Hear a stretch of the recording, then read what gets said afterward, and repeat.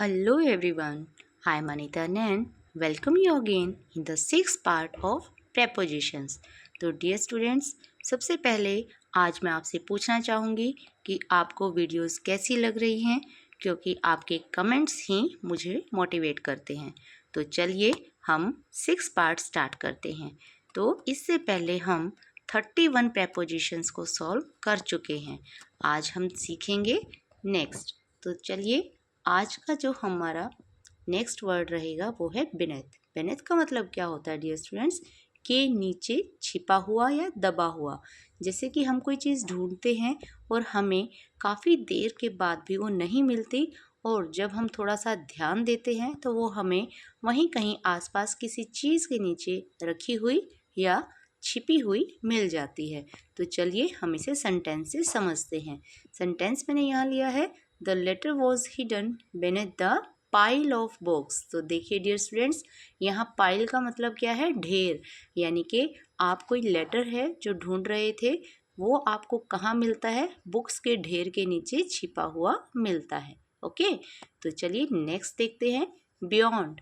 Beyond का मतलब क्या होता है? सीमा से बाहर या हमारे शब्दों से भी बाहर। अगर हम किसी की तारीफ करते हैं और हमारे पास वो वर्ड्स ही नहीं है, तो हम उसे बोलते हैं बियॉन्ड, यानी कि के परे। ये तो सीमा के परे है, सीमा से बाहर है। तो चलिए एग्जाम्पल देखते हैं। The beauty of the mountains is beyond words. यानी कि जो माउंटेन्स की सुंदरता है वो शब्दों से परे है, यानी कि उसे एक्सप्लेन करने के लिए हमारे पास वो शब्द ही नहीं है। यानी कि नेचर ब्यूटी को एक्सप्लेन करना इतना आसान नहीं है कि हम उसे अपने शब्दों में बांध सकें। तो ऐसी सिचुएशन में हम यूज़ करते हैं बियॉन्ड, यानी कि वो तो शब्दों से परे है। Next is despite. डिस्पाइट का मतलब क्या होता है? के बावजूद।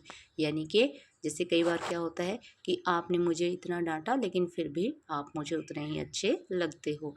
जैसे यहाँ पर हम देखते हैं, despite the rain we went to school. कि बारिश होने के बावजूद भी हम स्कूल गए। यानी कि चाहे कुछ भी हो जाए फिर भी आप अपना रूटीन नहीं छोड़ते हैं। तो ऐसी सिचुएशन में हम यूज़ करते हैं डिस्पाइट। डिस्पाइट मतलब के बावजूद, यानी कि बारिश होने के बावजूद भी हम स्कूल गए। Next is एमिड। एमिड का मतलब क्या होता है? के बीच में, यानी कि कोई अव्यवस्थित। अव्यवस्थित का मतलब क्या होता है? कि बिखरी हुई चीज़ों के बीच में। तो चलिए हम एग्जाम्पल देखते हैं। We found a small flower amid the tall grass. यानी कि हमें बिखरी हुई लंबी लंबी घास के बीच में एक छोटा सा फूल मिला। ठीक है, तो यहाँ पर एमिड का मतलब क्या है? कि बिखरी हुई, यानी कि बहुत ही अव्यवस्थित, यानी कि उलझी हुई, गिरी हुई, सीधी लंबी कैसी भी घास थी जो बहुत ही अव्यवस्थित थी, और हमें उसके बीच में कोई फूल मिला। तो नेक्स्ट इज वाया। वाया का मतलब क्या होता है? के द्वारा। यानी कि जब आप कोई काम करने के लिए कोई मेथड यूज़ करते हो। तो जैसे I sent the file via mail. मैंने मेल के ज़रिए आपको फाइल जो है वो भेज दी है।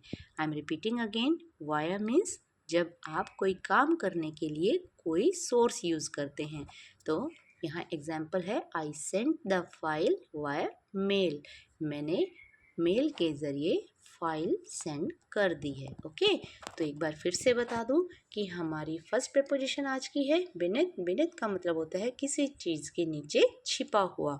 जैसे the letter was hidden beneath the pile of books. Pile means ढेर। जो लेटर है वो बुक्स के ढेर के नीचे छिपा हुआ था। Next beyond. बियॉन्ड का मतलब होता है शब्दों से परे। The beauty of the mountains is beyond words. यानी कि पहाड़ों की सुंदरता शब्दों से बाहर है। Next despite. डिस्पाइट मीन्स के बावजूद। Despite the rain we went to school. बारिश होने के बावजूद भी हम स्कूल गए। एमिड। एमिड का मतलब होता है बहुत ही बिखरी हुई चीज़ों के बीच में। We found a small flower amid the tall grass. And last is via. Via means के द्वारा। I sent the file via mail. तो आई होप आपको ये सारी prepositions बहुत अच्छे से क्लियर हो गई होंगी। और अगर आप चैनल पर न्यू हैं, चैनल को सब्सक्राइब कीजिए, वीडियो को लाइक कीजिए और कोई भी डाउट है बेझिझक मुझे कमेंट सेक्शन में ज़रूर लिखिए। Till then take care, good bye.